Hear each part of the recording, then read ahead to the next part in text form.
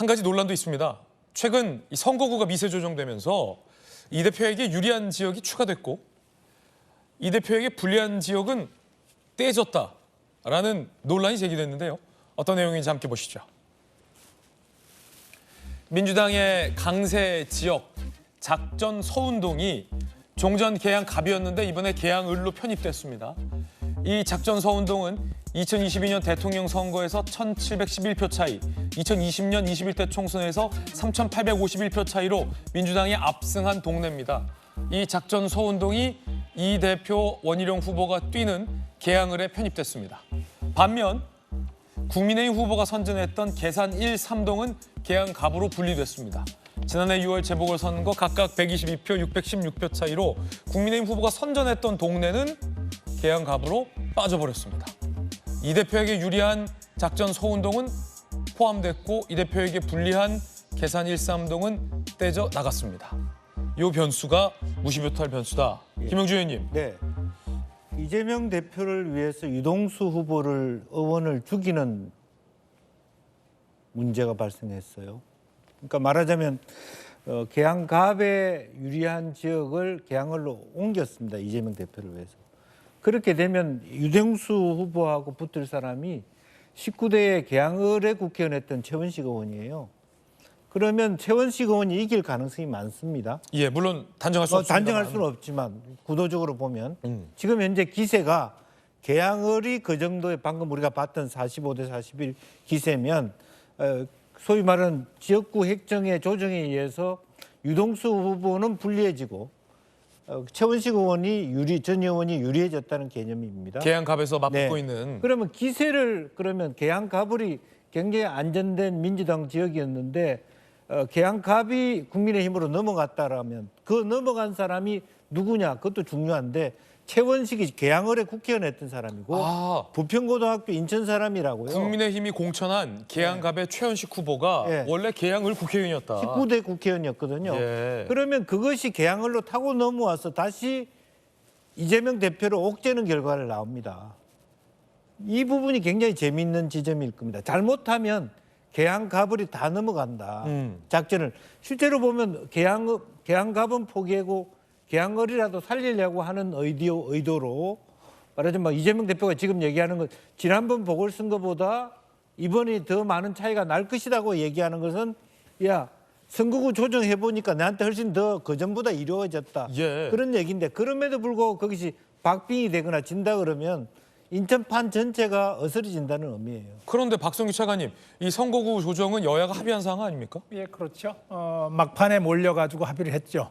사실 막판에 몰리면서 합의를 했는데 그 얘기는 줄다리기가 심했던 것이고 제가 보기에는 저것이 가장 큰 쟁점이 아니었나 싶어요. 예, 이재명 대표를 위한 공천이 진행이 되고 이재명 대표의 선거 이후에 당권 그리고 대권으로 이어지는 이 과정을 닦는 과정으로서 지금 민주당은 이 선거를 철저하게 준비하고 있는 걸 이제 뭐 국민 모두가 알았으니까 그러면은 이재명 대표의 당선 가능성을 높일 수 있는 일도 굉장히 중요한 일 중에 하나였죠. 이렇게 봐야 될 것 같고. 네. 지금 아마 계양을 주민들은 그럴 거예요. 아까 공약 잠깐 봤잖아요. 네. 공약을 봤는데 공약의 내용도 내용이지만은 아마도 이제는 이 공약을 제대로 지켜낼 수 있는 사람이 누군가 하는 것을 조금 더 신경 쓰는 단계로 갔다고 봐야 될 거예요. 이제까지는 공약들은 다 좋았는데 달라진 거 없으니 공약을 실천할 사람이 과연 누굴까? 이 또한 저는 원희룡 후보에게 좀 유리한 조건으로 작용하지 않을까 하는 그런 생각들을 해봅니다. 예, 이 지역의 가상 대결 결과는 45.2 대 41.6으로 두 후보가 오차 범위 내에서 접전하고 있습니다.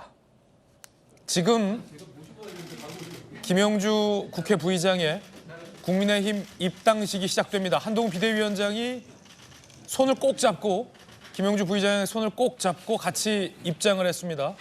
의자를 빼주는 모습. 한동훈 비대위원장은 파란색 넥타이를 메고 있군요. 김영주 부의장은 표정이 밝아 보입니다.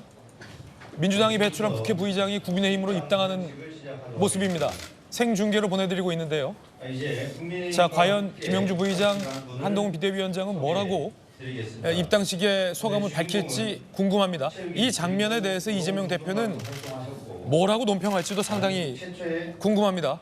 앞서 보셨던 것처럼 채용 비리 소명 안 돼서 당신은 빵점이다. 라는 빵점 사유를 밝혔던 이재명 대표. 김영주 부의장은 이에 반박했는데 지금 국민의힘에 입당하고 있는 김영주 부의장의 모습. 이어서 입당 원서 작성 시간을 갖겠습니다. 부의장께서는 앞에 놓인 자, 김영주 부의장이 입당 원서에 서명을 하고 있습니다. 입당 원서에 서명을 하게 되면 공식적으로 이제는 국민의힘 의원이 됩니다. 국민의힘 의원이 됩니다. 위원장께 전달해 주시고 앞서 한동훈 비대위원장과 김영주 부의장은 한 차례 만난 바 있고요. 법안 내용에 대해서 공부하고 온 한동훈 비대위원장이 방금 김영주 부의장으로부터 입당 원서를 전달받았습니다. 환하게 웃고 있는 두 사람 모습이고요. 국민의힘 입당 원서라고 써져 있습니다. 당 점퍼와 함께 자, 이제 빨간색 점퍼를 김영주 부의장이 입게 됩니다. 이 모습을 제가 보리라고는 사실은 저도 정치부 취재 꽤 했지만 생각도 못했는데요. 이번 선거에서 과연 또 하나의 변곡점이 될 수 있을지는 잘 모르겠습니다. 지켜봐야 될 것 같고요. 빨간색 잠바를 입은 점퍼를 입은 김영주 국회 부의장, 파란색 넥타이를 맨 한동훈 비대위원장, 그리고 그 옆에 윤재욱 의원. 자, 여러분들 어떻게 보십니까? 꽃다발을 전달받았고 정광석화처럼 입당식이 진행되고 있습니다. 이제 김영주 부의장, 한동훈 비대위원장이 다음으로 소감을 밝힐 것 같은데요. 먼저 한동훈 비상대책위원장 한동훈 비대위원장이 먼저 입장을 밝히겠군요. 자, 마이크 하울링. 한 비대위원장의 이야기 생방송으로 생중계로 전해드리고 있습니다. 직접 들어보시죠. 들리시죠?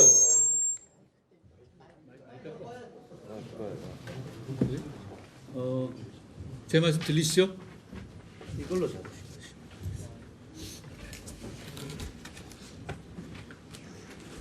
김영주 부의장님을 우리 국민의힘에 모시게 돼서 저는 대단히 기쁩니다.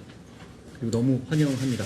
그동안의 고뇌와 고통을 제가 너무나 잘 알기 때문에 더더욱 그렇습니다. 김영주 국회 부의장님은 상식의 정치인이고 합리성을 늘 기준으로 삼고 정치해오신 큰 정치인입니다. 그 점에서 저와 국민의힘의 생각과 너무나 같습니다. 우리 국민의힘은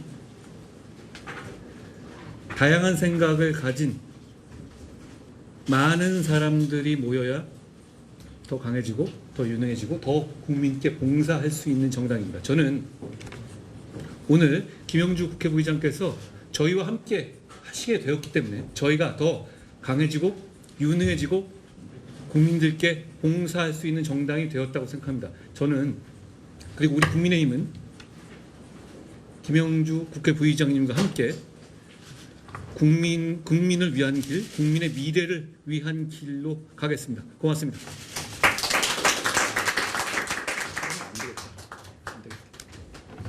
네, 이어서 윤재욱 원내대표님의 환영사가 있겠습니다. 김영주 부의장님 입당해 주시기 바랍니다. 네, 김영주 부의장의 입당식 장면 생중계로 전해드렸습니다.